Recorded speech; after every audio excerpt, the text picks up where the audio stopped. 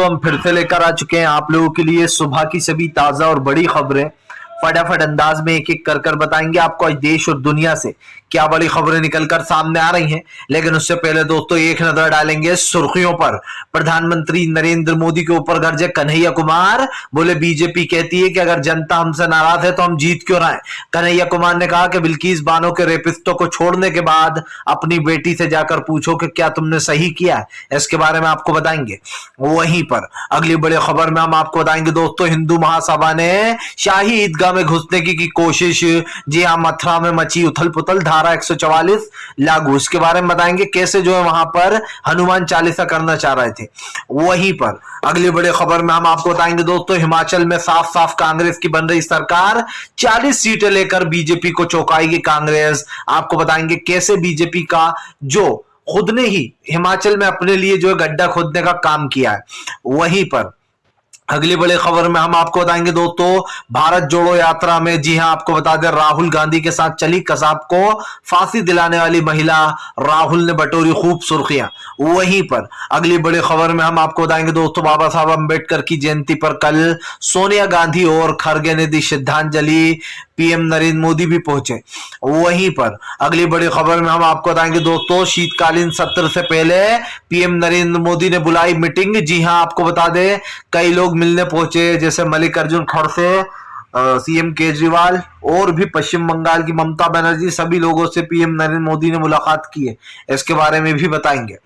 वहीं पर अगली बड़ी खबर में हम आपको बताएंगे दोस्तों, दरअसल आपको बता दें, मीडिया ने किया आचार संहिता का उल्लंघन, मीडिया करती रही बेशर्मी, गुजरात में पीएम नरेंद्र मोदी का होता रहा वोटिंग वाले दिन भी प्रचार। अब आप समझिए कैसे लोगों को बरगलाया जाता है उस दिन भी वीडियो चला चला कर, ताकि लोग बीजेपी को वोट दें।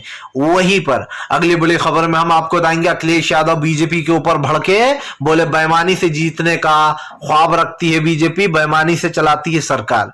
इसके बारे में भी बताएंगे। तो सारी खबरें फटाफट अंदाज में देंगे, एक एक कर देंगे। फिलहाल खैर चलिए बढ़ते हैं सबसे पहली और सबसे बड़ी खबर की ओर। दरअसल दोस्तों आपको बता दें, कन्हैया कुमार का बीजेपी के ऊपर बड़ा हमला, बोले बीजेपी कहती है कि हम जीत क्यों रहे हैं अगर हम बुरा कर रहे हैं तो। कन्हैया कुमार ने कहा कि अपने घरों की बेटियों से जाकर पूछो, बिल्किस बानो के रेपिस्टों को छोड़ने के बाद क्या तुम लोगों ने सही किया। जब अपने घर की बेटियों से जाकर पूछो कि तुमने रेपिस्टों को छोड़ दिया तो उनसे मिलेगा जवाब। दरअसल दोस्तों बीजेपी अब हर मुसीबत पर बस एक चीज कह देती है कि अगर हम बुरा गलत कर रहे हैं तो हम जीत क्यों रहे हैं। जबकि दोस्तों जीतना एक अलग बात है। आप समझते हैं ये एक तरफा वोट होते हैं एक, और इस चीज को बीजेपी जो है जीत को हर गलत चीज से जोड़ देती है। जैसे महंगाई बढ़ रही है तो बीजेपी कहती है कि हम जीत क्यों रहे हैं अगर महंगाई, गरीबी, बेरोजगारी बढ़ रही है तो। अगर किसी रेपिस्ट को छोड़ दिया तो हमने गलत किया तो हम जीत क्यों रहे हैं। कन्हैया कुमार ने इसी सवाल का जवाब दिया। कन्हैया ने कहा कि भारतीय जनता पार्टी की बहुत बड़ी गलतफहमी है कि वो जीत से इस चीज को जोड़ देती है। ऐसे तो कन्हैया ने कहा कि 2 राज्यों में कांग्रेस की सरकार है, क्या वहां उनसे कोई गलती नहीं होती है? होती है। कन्हैया कुमार ने कहा कि हर पार्टी से कोई ना कोई गलती होती है, लेकिन देश में आज बेरोजगारी, महंगाई जैसे मुद्दों को बीजेपी जानबूझकर नीचे दबाने की कोशिश करती है। तो आपको बता दें, कन्हैया कुमार ने कहा कि पूरे देश में बस एक चीज चल रही है, बीजेपी को वोट मत दो, मेरे चेहरे पर वोट दो। नरेंद्र मोदी हर जगह जाते हैं दोस्तों, और अब ये नया नारा रट लिया है उन्होंने कि ये मत देखो कौन प्रत्याशी खड़ा है, बस मेरे चेहरे पर मुझे वोट दो, मैं हूं BJP main. Basically PM Narendra Modi ये बताने की कोशिश करते हैं कि प्रत्याशी कोई भी हो, कोई भी खड़ा हो, बस मुझे वोट दो और मेरे चेहरे पर वोट दो। आपको बता दें दोस्तों, जानबूझकर देश के, एक तरीके से कह सकते हैं देश की जो लोकतंत्र है उसको कुचलने की कोशिश की जा रही है। और इस बात को कन्हैया कुमार ने उजागर किया। कन्हैया ने कहा कि कांग्रेस भी 10 जगह जीत जाती है, फिर कांग्रेस भी यही कहती, इतने साल तक, 50 साल तक रही, कांग्रेस कहती कि हमने कुछ गलत नहीं किया, हम जीत क्यों रहा है। और जाहिर सी बात है दोस्तों, कांग्रेस ने कभी ऐसा नहीं किया। दिल्ली में भी कांग्रेस कई साल तक सत्ता में रही, 15 साल तक, 50 साल तक देश में सत्ता पर काबिज रही। ठीक है, अब बीजेपी का समय आया है, कुछ दिन बाद पीएम नरेंद्र मोदी के चेहरे पर ये लोग इतना उचक रहा है, इसलिए कहीं ना कहीं जीत हो जाती है इनकी। लेकिन आप समझिए, हमेशा वक्त एक जैसा नहीं रहता। जब राजा रजवाड़े नहीं रहे तो पीएम नरेंद्र मोदी कौन सी बड़ी बात है। जैसे कि मैंने पहले भी कहा था कि लोकसभा चुनाव जिस दिन दोस्तों कांटे की टक्कर का होगा, उस दिन बीजेपी एक एक राज्य से गिरेगी। जिस दिन लोकसभा कांग्रेस जीत जाएगी उस दिन बीजेपी का सुपड़ा पूरी तरीके साफ होगा। हालांकि देखिए, बीजेपी को नुकसान ही नुकसान हुआ, इस बात को कोई झुटला नहीं सकता है। फिलहाल चलिए बढ़ते हैं एक और अगली बिग ब्रेकिंग की तरफ। बता दोस्तों अगली जो बड़ी खबर निकल कर आ रही है, आपको बता दें बाबरी मस्जिद क्या है। जी हाँ, आपको बता दें दोस्तों बाबरी मस्जिद के ढांचे को दहाने पर, बरसी पर आपको बताते चले दोस्तों जल अभिषेक करने पहुंचे थे हिंदू महासभा के लोग। जी हाँ, मथुरा में धारा 144 लागू कर दी गई है। आपको बताते चले दोस्तों हिंदू महासभा के लोगों ने शाही ईदगाह में घुसकर जल अभिषेक और जो है यहाँ पर हनुमान चालीसा की बात कही थी, जिसके बाद वहां की मथुरा की पुलिस अलर्ट हो गई उत्तर प्रदेश की, और उन्होंने कई लोगों को धर दबोचा, कई लोगों को नजरबंद कर दिया है। आपको क्या लगता है, क्या ये लोग सचमुच घुसने वाले थे शाही ईदगाह में? नहीं, ये सिर्फ इनका दोस्तों पब्लिसिटी स्टंट होता है। भले ही ये मीडिया आपको कुछ भी बताए, लेकिन हम आपको बिल्कुल सच बताएंगे। न इनमें दोस्तों इतनी हिम्मत है कि ये इस तरीके से कानून का उल्लंघन करके इतने कानून के दायरे में रहकर पुलिस के सामने होते हुए लोग अंदर घुस जाएंगे। ये कुछ लोग होते हैं दोस्तों जो पब्लिसिटी स्टंट सुना होगा आपने, बस ये वही होता है। कुछ लोग आ जाते हैं, अपने आप को कोई हिंदू महासभा का बताता है, कोई बजरंग दल वाले आ जाते हैं और सोचते हैं चलो फेमस हो जाए। आपको क्या लगता है ये अति नरसिंहानंद, वसीम रिजवी कैसे फेमस हुए? यही बेवकूफियां कर करके फेमस हुए हैं। इनको लगता है कि भैया शाही ईदगाह में जाएंगे, आराम से घुस जाएंगे, कोई हमें रोकेगा नहीं। ये सिर्फ उनको सब पता है कि वहां पुलिस लगी होगी, हमें रोकेंगे भी। वरना आप समझिए अगर जल अभिषेक करने वाला कोई इंसान है और अगर कोई दोस्तों किसी को हनुमान चालीसा पढ़ना है, अगर इनमें इतने ही ये ब्रेव हैं और अगर इनमें इतना ही वाकई में दम है कि ये लोग घुस जाएंगे शाही ईदगाह में, तो फिर ये ऐलान क्यों करते हैं कि हम इतनी तारीख को जाएंगे? अरे भैया होना तो ये चाहिए तुम बिना किसी को बताए, बिना ऐलान करे जाकर मस्जिद में चले जाते, जल अभिषेक करते, हनुमान चालीसा पढ़ते, देखते हैं फिर तुम में कितनी हिम्मत थी। लेकिन दोस्तों जानबूझकर पहले जनता को बता दिया जाता है कि हम इतनी तारीख को हनुमान चालीसा करने जाएंगे मस्जिद में, ताकि पुलिस एक्टिव हो जाए और इनका पब्लिसिटी स्टंट भी हो जाए और ये अंदर भी नहीं जा पाए, ना कोई इनके ऊपर केस हो। तो आप अच्छे समझ सकते हैं कि ये पब्लिसिटी स्टंट था सीधा सीधा। फिलहाल चलिए बढ़ते हैं एक और अगली बिग ब्रेकिंग की तरफ। बता दोस्तों अगली जो बड़ी खबर निकल कर आ रही है, हिमाचल में कांग्रेस ने दी बीजेपी को चोट, आखिरकार एक राज्य बीजेपी से कांग्रेस ने छीन लिया। जी हां, दरअसल दोस्तों इस बार कांग्रेस की मेहनत रंग लाई है, क्योंकि दोस्तों हिमाचल में ये कांग्रेस ने प्रूफ कर दिया है कि वहां पर कांटे की टक्कर थी। लेकिन फाइनली दोस्तों बीजेपी को हराकर कांग्रेस सबसे आगे जा रही है। और ये एग्जिट पोल कहता है दोस्तों, कैसे कहता है मैं आपको बताता हूं। देखिए सबसे बड़ी बात यह कि इस बार हिमाचल में दोस्तों कांग्रेस ने अपनी पूरी जान झोंक दी। हमेशा कांग्रेस का रिवाज रहा है और बीजेपी अपनी गलती से, भले ही एग्जिट पोल कांटे की टक्कर बताए या कोई एग्जिट पोल कांग्रेस को जीतता हुआ बताए, मैं उसकी बात नहीं कर रहा हूं।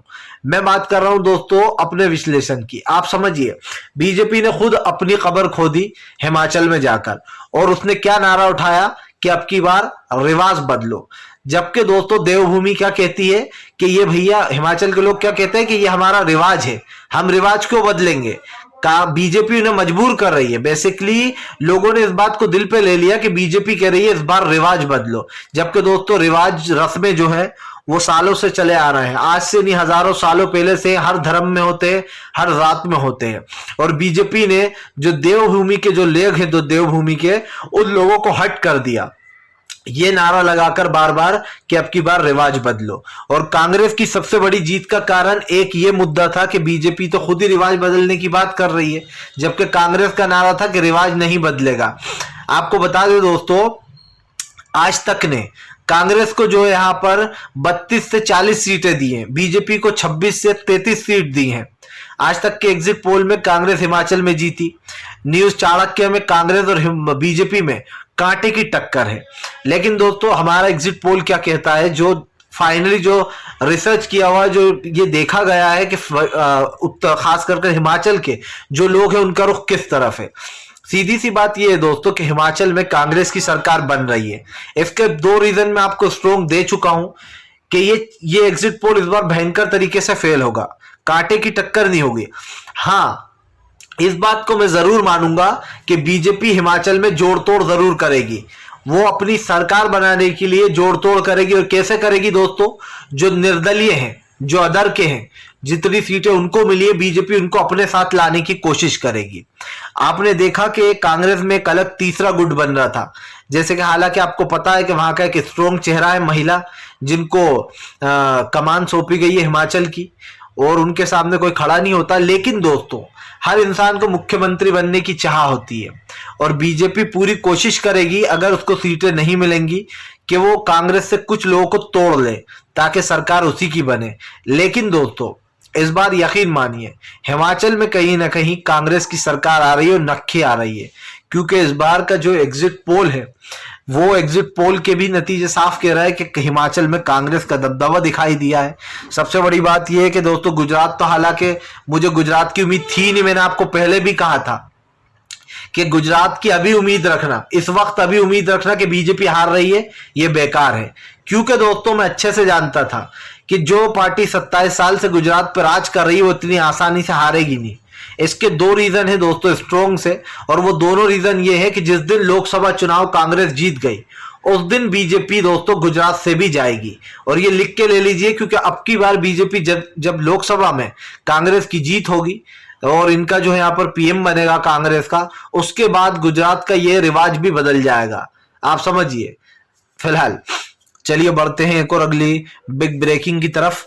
बता दोस्तों, अगली जो बड़ी खबर निकल कर आ रही है आपको बताते चले दोस्तों, भारत जोड़ो यात्रा में राहुल गांधी बटोर रहे खूब सुर्खियां। राहुल गांधी दोस्तों बनते जा रहे हैं धीरे धीरे कर एक ब्रांड। देखिए दोस्तों, अपने दौर में सब लोग मेहनत करते हैं। नरेंद्र मोदी इस उम्र में जाकर कहीं देश के पीएम बने, जब उनकी उम्र अच्छी खासी हो गई, ये कह सकते हैं कि बहुत बुजुर्ग हो गए। लेकिन दोस्तों, राहुल गांधी की पॉपुलैरिटी अभी से बढ़ने लगी है। इसका सबसे ज्यादा फायदा राहुल गांधी को मिल रहा है। आपको बता दें, भारत जोड़ो यात्रा में लगातार साफ सी बात है कि भारत जोड़ो यात्रा राहुल गांधी की छवि सबसे ज्यादा सुधार रही है और पार्टी को मजबूती भी मिल रही है। जिस तरीके से हिमाचल में कांग्रेस ने प्रदर्शन किया है और खास करके जो कांटे की टक्कर दी है दोस्तों, अब तक सारे राज्यों में बीजेपी के सामने कांग्रेस का बुरा हाल था और बीजेपी इस चीज से घबराई हुई है। आप समझिए, वो तीसरा रास्ता ढूंढ रही है हिमाचल में सरकार बनाने का। भारत जोड़ो यात्रा में दोस्तों राहुल गांधी के साथ आपको बता दें बड़े चेहरे नजर आ रहा है। अब राहुल गांधी के साथ दोस्तों एक ऐसा चेहरा नजर आया है जिन्होंने दोस्तों कसाब को फांसी दिलवाने की जो मुख्य गवाह थी, जिन्होंने कसाब को फांसी दिलवाई थी, वो राहुल गांधी की भारत जोड़ो यात्रा में दिखाई दी। आपको बता दें, इन दिनों राहुल गांधी की भारत जोड़ो यात्रा राजस्थान में है और इस बार कांग्रेस कोई भी रिस्क नहीं लेना चाहती। वो ना राजस्थान को खोना चाहती है, ना ही जो है दोस्तों छत्तीसगढ़ को। हालांकि अभी राजस्थान के चुनाव आने वाले हैं दोस्तों 2023 में। राजस्थान, मध्य प्रदेश, महाराष्ट्र, तेलंगाना, इन 4-5 राज्यों में चुनाव होंगे और इन 5 राज्यों में दोस्तों जब चुनाव होंगे तो आप अच्छे समझते हैं कि उस वक्त तय होगा लोकसभा का असली खेल क्या है।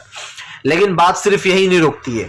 भारत जोड़ो यात्रा में राहुल गांधी की जो बढ़ती पॉपुलैरिटी है वो बीजेपी को हजम नहीं हो रही है।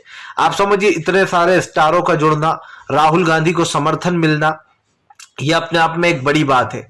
राहुल गांधी ने भारत जोड़ो यात्रा से ही बीजेपी के ऊपर हमला बोला। राहुल ने कहा कि आज देश को बांटने की कोशिश की जा रही है। सबसे बड़ी बात यह है कि जीएसटी बढ़ाने के चक्कर में देश का व्यापारी धीरे धीरे कर खत्म हो गया। देश में दोस्तों आप समझिए, जो हमारे देश की जो स्थिति थी, जो परिस्थितियां हैं, वो धीरे धीरे कर बदलती चली जा रही हैं। जो कभी 400 रुपए की गैस की टंकी मिलती थी, वो आज 1100 के भी पार है। और भारतीय जनता पार्टी अभी भी जो है दोस्तों आप समझिए बेशर्मी से कहती है कि क्या हुआ, देश का विकास हो रहा है। जब ये काम कांग्रेस करती थी तो तब देश का विकास नहीं हो रहा था, लेकिन अब देश का विकास हो रहा है। क्यों? क्योंकि खुद की जेबों में पैसा जा रहा है। आप समझिए, सरकारी खजाने भरे जा रहा है और उन पैसों को कहां उड़ाया जा रहा है ये आप अच्छे से जानते हैं।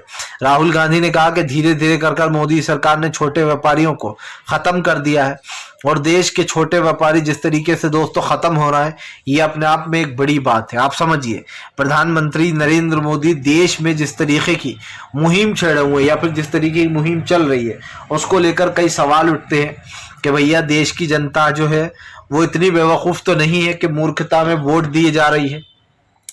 दरअसल दोस्तों चक्कर क्या है कि इस वक्त राहुल गांधी की भारत जोड़ो यात्रा से बीजेपी सकपकाई हुई है। उसे खुद पता है कि कांग्रेस फिर से एक बार अपनी खोई हुई जमीन पा रही है और जगह जगह वो मजबूती से आ रही है। लेकिन सबसे बड़ी बात यही है कि भारतीय जनता पार्टी के लिए दोस्तों राहुल गांधी का यह प्रदर्शन निराशाजनक है। क्यों? क्योंकि खुद का बीजेपी भी जानती है कि फिलहाल राहुल की यात्रा राहुल को नेता बना रही है। अब तक जो राहुल गांधी सड़कों पर नहीं उतरा करते थे, उन राहुल गांधी ने कहीं ना कहीं दोस्तों एक अपनी जो बिगड़ी छवि थी उसको तो सुधारा ही, लेकिन राहुल गांधी को लोग पसंद करने लगे। सबसे बड़ी बात यह है। चलिए बढ़ते हैं एक और अगली बिग ब्रेकिंग की तरफ। बता दोस्तों अगली जो बड़ी खबर निकल कर आ रही है, आपको बता दें दोस्तों, हार से सक पकाई आप। जी हां, दरअसल आपको बता दें एमसीडी में भयंकर जीत दर्ज कराई आपने, तो वही गुजरात में दोस्तों कांग्रेस से पिछड़ी आपने अब गुजरात कांग्रेस पर ही इल्जाम लगा दिया। दरअसल दोस्तों आम आदमी पार्टी का भी एक ट्रैक रहा है। ये पहले तो बड़ी बड़ी बातें करते हैं कि अब सीधा मुकाबला हमारे और बीजेपी के बीच में है, कांग्रेस तो कहीं है ही नहीं। वो सारे दावे दोस्तों यहां पर आम आदमी पार्टी के फेल हो गए। सबसे बड़ी बात कि सेकंड नंबर की पार्टी कांग्रेस थी और कांग्रेस ही रही गुजरात में। आम आदमी पार्टी कोई कमाल दिखा नहीं पाई, ना हिमाचल में ना गुजरात में। हाँ ये जरूर है कि आम आदमी पार्टी 10 से 11-12 सीटें जरूर लाएगी गुजरात में, लेकिन मामला सिर्फ यही नहीं है रुकता दोस्तों। बात यह है कि इस वक्त आम आदमी पार्टी को उसकी औकात पता चल गई है कि उसकी औकात कांग्रेस के सामने क्या है। जो लोग ये कहते थे कि कांग्रेस तो खत्म हो जाएगी, कांग्रेस मुक्त देश बना देंगे हम, ऐसा वो कभी कर नहीं पाएंगे, क्योंकि दोस्तों जो मुख्य मेन भूमिका में जो पार्टी है वो कांग्रेस ही है और वही रहेगी। भले ही आम आदमी पार्टी बड़े बड़े दावे कर दे कि कांग्रेस कहीं नहीं है, लेकिन राहुल गांधी के सामने दोस्तों कांग्रेस बीजेपी आम आदमी पार्टी टिक नहीं पाई और गुजरात में उसका हाल बहुत बुरा हुआ। लेकिन दोस्तों राहुल गांधी ने यह साबित कर दिया कि आम आदमी पार्टी कांग्रेस के सामने खड़ी नहीं हो सकती है। सिर्फ 2 राज्यों में अपनी सरकार बना लेने से दोस्तों कोई जो है यहाँ पर पीएम का उम्मीदवार नहीं बन सकता, ना ही कैंडिडेट बन सकता। आप समझिए केजरीवाल सोच रहे हैं कि वो अपनी पार्टी को एक अलग स्तर पर ले जाएंगे, लेकिन वो बहुत बड़ी गलत फहमी में। कुछ राज्यों में तो उनका सिक्का चल सकता है, लेकिन हर जगह आम आदमी पार्टी को जगह नहीं मिल सकती, और इसीलिए कांग्रेस ने उसको उसकी औकात याद दिलाई है आम आदमी पार्टी की कि हमसे आगे तुम कभी नहीं जा पाओगे। और बीजेपी का भी अभी ऐसा ही वक्त आएगा जब बीजेपी दोस्तों मेन सरकार में नहीं विपक्ष में रहेगी। उस वक्त आप देखिएगा बीजेपी को लोकतंत्र के सारे गणित याद आ जाएंगे। आज जब खुद हैं तो लोकतंत्र याद नहीं आ रहा है, लेकिन जब खुद सत्ता से बाहर जाएंगे तो लोकतंत्र की दुहाई देंगे, हमें याद दिलाएंगे कि लोकतंत्र क्या है। ये वही पीएम नरेंद्र मोदी हैं जो रविश कुमार के चैनल की गृह मंत्री अमित शाह और नरेंद्र मोदी तारीफ किया करते थे और कहते थे कि सच्ची खबर बताता है न्यूज एनडीटीवी। लेकिन दोस्तों आज ऐसा क्या बदल गया कि रविश कुमार मोदी जी के लिए इतना खतरनाक साबित हो गया कि एनडीटीवी तक खरीद डाला अडानी ने। इतना डर रविश कुमार का, ये अपने आप में एक बड़ी बात है। और ये आम आदमी पार्टी और बीजेपी दोस्तों एक ही सिक्के के 2 पहलू हैं, इसीलिए आम आदमी पार्टी का बुरा हाल हो रखा है गुजरात और हिमाचल में। चलिए बढ़ते हैं एक और अगली बिग ब्रेकिंग की तरफ। बता दोस्तों मीडिया ने किया आचार संहिता का उल्लंघन, चुनाव आयोग पहुंची कांग्रेस। दरअसल दोस्तों पीएम नरेंद्र मोदी को जिताने के लिए मीडिया कोई सा भी कानून तोड़ेगी, कुछ भी करेगी। दिन रात पीएम नरेंद्र मोदी के भजन गाना और उनको दोस्तों महान बताना, ये मीडिया का काम है। आप समझिए पूरी मीडिया बिक चुकी है, या फिर यूं कह दे कि मोदी भक्त बन चुकी है, या फिर रविश कुमार सर की भाषा में कहे तो गोदी मीडिया। आपको बता दे दोस्तों चुनाव के अकॉर्डिंग जो रूल्स होते हैं, जिस दिन वोटिंग होती है दोस्तों उसके एक दिन पहले ही प्रचार रुक जाता है, कोई किसी का प्रचार नहीं कर सकता। लेकिन वोटिंग के दिन बाकायदा पीएम नरेंद्र मोदी का मीडिया प्रचार कर रही थी, ना सिर्फ न्यूज चैनलों पे दोस्तों, बल्कि पीएम नरेंद्र मोदी पैदल चलते जा रहे थे और वहां पर वो लोगों को एक तरीके से अपनी तरफ आकर्षित कर रहे थे, लोगों से वोट डालने की अपील कर रहे थे हाथ हिला हिलाकर। क्या दोस्तों ये आचार संहिता का उल्लंघन नहीं है कि पूरी मीडिया पीएम नरेंद्र मोदी का ये वीडियो लाइव बता रही थी? जाहिर सी बात है आप वोटर्स के दिमाग में ये डाल रहा हो कि जाओ, जो लोग कांग्रेस के को डालने का सोचेंगे सोचेंगे चलो बीजेपी को ही डाल के आ जाता हूं। आज के दिन भी बीजेपी प्रचार कर रही है, ये क्या मतलब होता है? राहुल गांधी ने 2017 में गुजरात में एक इंटरव्यू दे दिया था, तो उस पर बवाल खड़ा कर दिया था बीजेपी ने, और उनका वो इंटरव्यू भी ब्लॉक कर दिया गया था और उस चैनल को भी फटकार लगाई गई थी। फिलहाल वीडियो अच्छा लगे तो लाइक करें, चैनल पर पहली बार आए सब्सक्राइब जरूर करें ताकि आगे भी ऐसी वीडियोस आपको